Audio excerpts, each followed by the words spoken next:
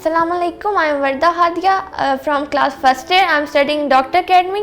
मैं 5 साल से डॉक्टर अकेडमी पढ़ रही हूँ और मेरी बोर्ड में फ़र्स्ट पोजीशन आई है।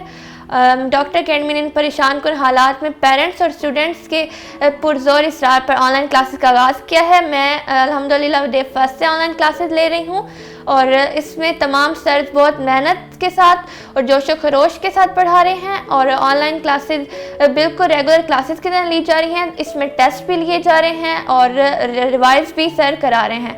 तो मैं बखर के तमाम स्टूडेंट्स को कहूँगी कि वो जो डॉक्टर अकेडमी ने आगाज़ किया ऑनलाइन क्लास के सिस्टम का, इसमें आएँ और वो भी पढ़ें, अपने वक्त का ज़िया ना करें, क्योंकि something is better than nothing. आके यहाँ पढ़ें, कुछ बेहतर ना करने से बेहतर है कि कुछ कर लें यहाँ के।